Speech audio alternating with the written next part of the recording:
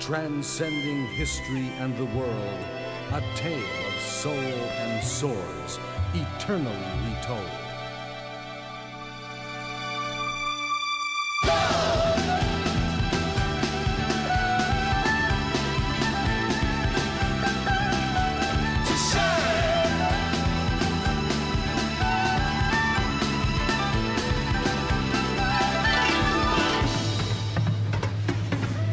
Hello everybody and welcome to this new series of video on the lore of SoulCalibur.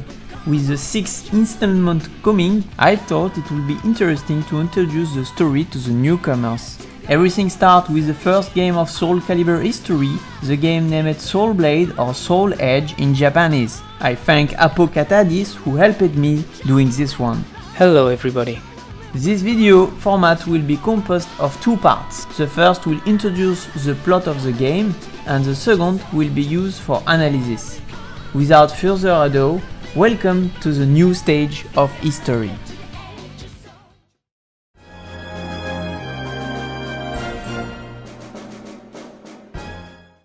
While most of fighting games tend to have an urban setting or to be totally disconnected from reality, but it's not the case for SoulBlade. The story transports us back to the 16th century with a diverse cast from Europe all the way to Japan, and with the fact that all folklore and myths of our world are true. An example, in this universe can coexist Greek gods and yokai. But one element that is not recorded in our history is what will drive the game. The tale of a sword capable of making his master invincible, or so they say, a sword named Soul Edge. In the middle of the 16th century lived an arms dealer named Verci. This Italian merchant was renowned in all of Europe and received the nickname of Merchant of Death. Two things drove him: his wealth and his collection of rare weapons. It was inevitable once the rumor of Soul Edge came to his ear that he would do everything in his power to obtain it. To that end, he required the assistance of Cervantes de Leon, a dreadful pirate. Hesitant at first, the pirate will finally conclude a deal to bring Soul Edge to the merchant, but never will he commit to it. It's on board of a lone English ship that the pirate will find his prize. Killing all the crew on sight, only a poor child survived thanks to his parents. The sword was easy for the taking, and Cervantes chose to not honor his part of the bargain. If there was any trace of good in the pirate's heart, it ceased to exist once he decided to claim the sword as his own. The blade transformed itself into two edges to accommodate his wielder. The Merchant of Death never saw the sword. His paranoia pushed him to flee his own country in war by fear of losing his belongings. He died next to his servant in the middle of nowhere. And the pirate? He killed his own crew and unleashed hell on the water of the Mediterranean Sea.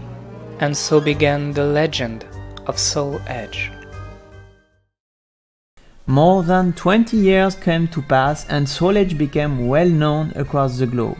Many warriors were seduced by the stories around it and went to his research. Many of them were just power hungry, but some wanted something different: revenge, protection for their country, or a way to feel alive. Fortunately, some were well aware of the true maleficent nature of the sword, and consequently were on a mission to get rid of it. Among them, there were two women: Sophia, priestess and warrior of Hephaestus, and Taki, a formidable demon hunter who feared the influence of the cursed weapon on the world. The first young lady wasn't the greatest warrior, but she was pure and determined. She accepted her god's quest to find and destroy Soul Edge. She tracked the pirate all the way to Valencia in Spain. Armed with weapons forged by a god and her courage, she challenged Cervantes, saving the life of one of many warriors who wanted the sword. Their fight was not one of equals. Cervantes was too brutal and experienced. Even though she was on the verge of defeat, the warrior gave everything she had on the final blow.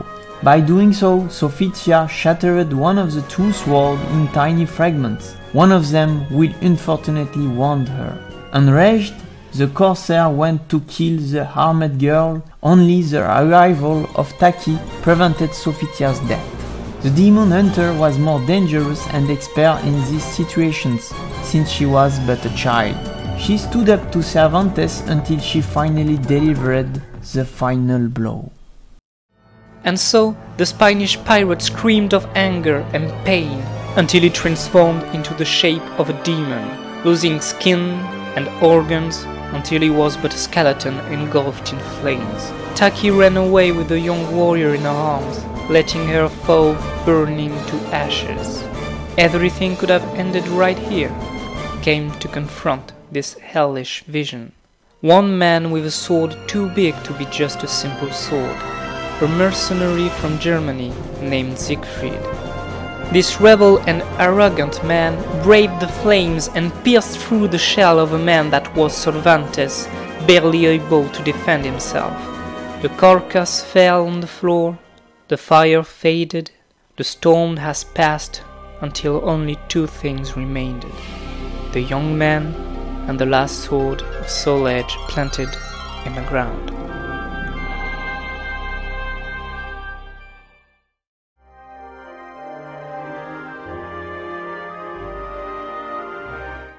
Everybody must have noticed it, but the title of the game is not SoulCalibur, but her counterpart, Soul Edge. If you were wondering why, it's because the starting point can only be Soul Edge, the blade that will push every character into movement to obtain it or destroy it. It's a role that it will keep even in the following games. Its malefic and corruptible nature that people want to use for a greater good is not so far away of another artifact of the fantasy genre. However, in retrospect, this title is also a reflection of the dark tone of the story. Those kind of themes dear to the dark fantasy can be seen as a precursor for subsequent games to come. We are not in a place where evil simply can be vanquished because it is fundamentally bound to our world, a world on the turmoil of war where fear and violence reign supreme. A world where a bladed weapon is a perfect symbol for people who want to change the course of history. And so Soul Edge became the expression of all of humans' wrongdoing, and it can lead to salvation. The only way to have a satisfying ending for your character is to turn your back to the sword and focus on what matters, like self-confidence of your family. Speaking of endings, one of the particularities of SoulBlade is that each character will have a different ending depending on the player, if he can or cannot do a quick time event. This function will be reused in SoulCalibur III in a softened way. I say softened because in SoulBlade, if you miss the quick time event, you will have a bad ending, plain and simple for your character. Indeed, most of them will fail in their quest, while die or being corrupt, shade of their former self. It's one of these endings, the Siegfried's one, that will prove canonical with consequences that will last all the way through the series. But one way to stop Soul Edge will come from the east. This quote of Michael Dirca is one of that, in my opinion, can be applied to SoulCalibur. Incorporated in our history, all themes can relate to us. With the story of a man who can't live with his sins, or that of a samurai who can't accept that his time has passed, or even a father that has to decide between his revenge and his family. All of these conflicts are able to move us emotionally. And it was rare in 1996 to have a fighting game with such depth. The story of characters that can become evil even if they saw themselves as good. That every good intention can lead to degeneration. Even today, it's weird that his big brother is done by the same company and has nothing to do in terms of tone. Ironically, and bear with me here, we are still in a Japanese game in the 90s, but the characters who are shown in the best light are the female ones. Let's take a look. Seong-mina is described as highly capable and want to defend her country. Sophia is a warrior devoted to her god just as Taki is to her master. These three characters are placed under the aegis of a man, but they keep their agency. Mina wants to free herself from the authority of her father. Taki is loyal but independent, as she does not hesitate to take on SoulEdge by herself to untangle his influence. And finally Sophia, who followed her god by faith and trust. To have female characters with strong will is nothing unusual in a fighting game, but to see it reflected in the story was extremely rare. And in the contrary to the belief of the masses, they are not eye candy for the male player, despite what their design might be today. There were strong-willed women that acted upon their life for the good of the world, which wasn't the norm in 1996. After all, Cervantes was defeated by 2 women, and they are the only characters to not be tempted or corrupt by the sword. Is it wisdom? Purity? Whatever it might be, those kind of stories were a rare phenomenon, and a pleasant one.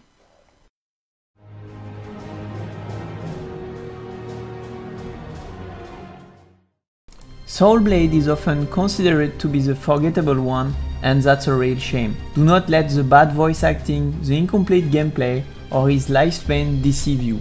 It sets the rules of this world with tragedy in his center. If redemption is the main theme of this franchise, then SoulBlade is the heavy past that has to be overcome. Thanks for watching. It was a new type of content in my channel, and if you liked it and want to see more, please give a thumb up and tell me in the comments below. I also wanted to say that you will find some similar content in Apocada's channel. You will find the link in the description soon. If you like my channel, please subscribe and turn your notification on to know when the next video comes out. For those who liked the lore of SoulCalibur games, I also plan to play some old SoulCalibur games in my Twitch channel. Follow me there and don't miss it. It's over, please take care of yourself, and I hope to see you again quickly for another stage of history.